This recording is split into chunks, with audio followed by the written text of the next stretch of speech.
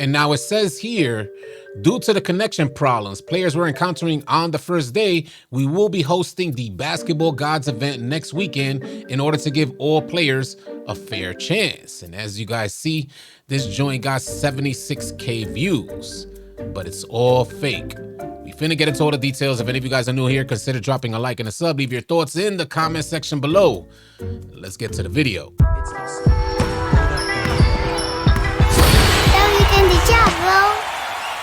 If you guys are looking for players to run with, you're tired of running with randoms, and you're looking for a crew on NBA 2K26, join the AllCity 2K Discord. We are the #1 2K Discord outside of NBA 2K's Discord. With over 30,000 members, I'm sure you'll find players to add to your crew, or you'll find a crew to join. If you would like to join one of the AllCity crews, subscribe to our Discord and we got a spot for you. The link for Discord is in the description below. Join today. Ain't no way people are creating fake Mike Wang accounts. In case you guys didn't know, it says Mike Wang here uses Baluba's image that he has on his X profile.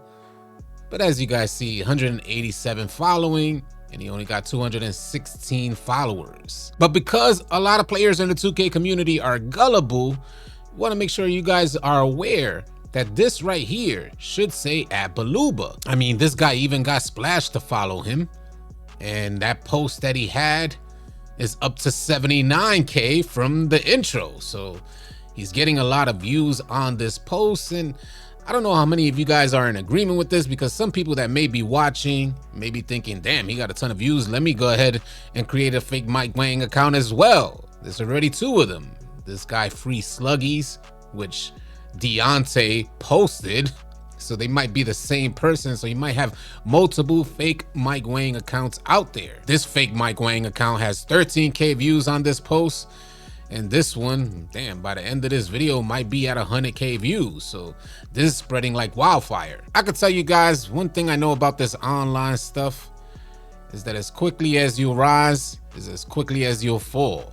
To me, it just ain't worth it. But the Basketball Godz event is a good topic of discussion. How many of you guys had issues during the Basketball Godz event? I heard that it was littered with cheaters. The background video showcasing what the Basketball Godz event looked like, and just another reason why I think tempo fades will be getting patched this week. And it's not a matter of how OP they are. Mike Wang has a lot of experience with the 2K community, and he knows what 2K players are capable of. What I'm basically saying is that the ease in shooting for tempo fades was intentional. Mike Wang is biased and he loves tempo shooting. But what's happening is every game looks exactly the same. In my opinion, tempo fades aren't nearly as big a problem in 5v5 game modes. So I'm not experiencing a lot of things that you guys are going through in the 1v1 to 3v3 game modes. If you think tempo shooting or tempo fades need to be patched in this upcoming patch this week, we should be seeing a patch on Wednesday, and the Season 2 update happens on Friday, usually around 11 a.m. Eastern time. But if you feel like tempo shooting is just way too easy and it undermines the defense, sound off in the comment section. I definitely want to hear from you. Now, there's a couple ways on how 2K can approach this patch update. Some things that come to mind is either making the green window smaller, making it way more difficult to hit that green window consistently for tempo shooting. As some of you guys may know, the good folks over at NBA 2K Lab ran a test on tempo shooting and found out if they were able to make a comparison in the size of green windows between tempo shooting and button shooting, tempo shooters seem to have double the size of a green window. And that was a very similar experience to the advantage that rhythm shooters had in NBA 2K25. After testing each input in the same exact scenario with a modded controller, it turns out that button shooting and rhythm shooting both share the same exact peak make percentage at 87 and 88% respectively. With that being said, they are completely different in terms of how they work, and they can't exactly be compared one-to-one. Let's take a look at button shooting. And before we do, just be aware that the reason you won't see 100% make rate from end to end is due to the fact that there are micro timing changes depending on factors like your jump shot animation and the exact distance from the basket. But this particular jump shot that we tested has a green window size of 555 milliseconds to 610 milliseconds. And if you release on the edges of this green window with the button, the make percentage is very low, with percentages of 25 and 24% on the early edge and 23% on the later edge. But as we get to the middle, we can see the 87% make rate at 580 milliseconds, representing a near perfect release. And from 580 to 590 milliseconds, that 10 millisecond stretch basically guarantees a green release. But outside of that, the drop-off in make percentage is pretty significant, falling below 60%, making it much less forgiving than rhythm shooting, and it really only rewards jump shooters with very precise timing. Now let's look at the results for rhythm shooting. On this chart, we can see the push timing on the y-axis and the tempo timing on the x-axis, and then the make percentage for each combination. The timings are grouped on the right, so whenever you see a slightly early white make, they timed it in that 510 to 530 millisecond range, and so on. For those that don't know, the push timing represents the exact moment you push the stick to start your tempo.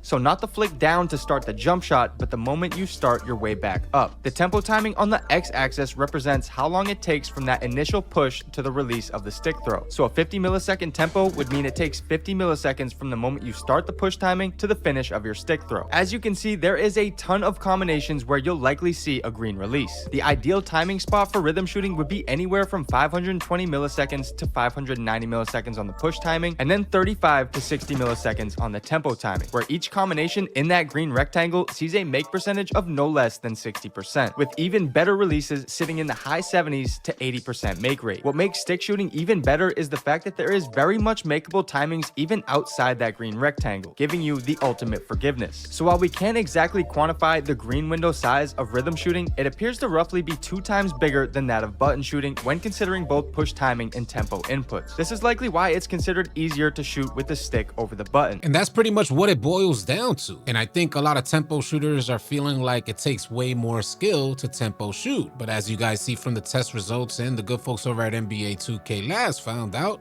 it's actually easier to shoot with tempo, especially in air quotes. You guys have double the size of a green window. There's just way more room for error. Now, still in consideration of the ways in which 2K can help balance the game, there was another option for 2K to help create that balance, and that is making tempo shooters have to time their shot properly as well. In yesterday's video, I showed you guys that a player can completely mistime their shot.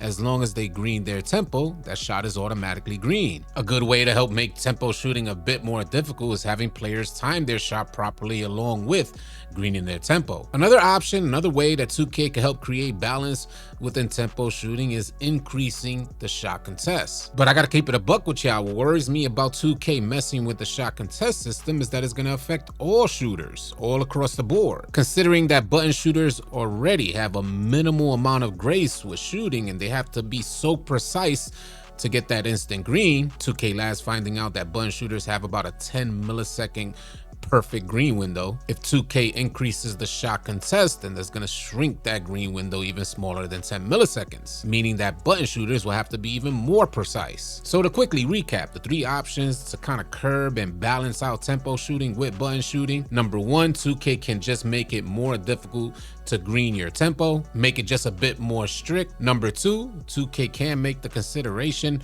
of having players green their timing and their tempo in order to make that shot. And number 3, 2K can increase the contests on all shooting. And with that, I'm uncertain if 2K can actually target contests on tempo fades or tempo shooting, which means all shooters will be affected across the board. If you guys got any ideas on how 2K can make this adjustment in this upcoming major patch update, sound off, share your thoughts in the comment section below. If any of you guys are new here, consider dropping a like and a sub on your way out, and I'll catch you guys on the next video. Easy, y'all. If you guys are tired of running with randoms and you're looking for players to run with on NBA 2K, come on out and join the AllCity 2K Discord. The link will be in the description below. Find players and get runs now. Drop a like and drop a sub on your way out. Leave your thoughts and comments in the comment section below. I'll catch you guys on the next video. Easy, y'all.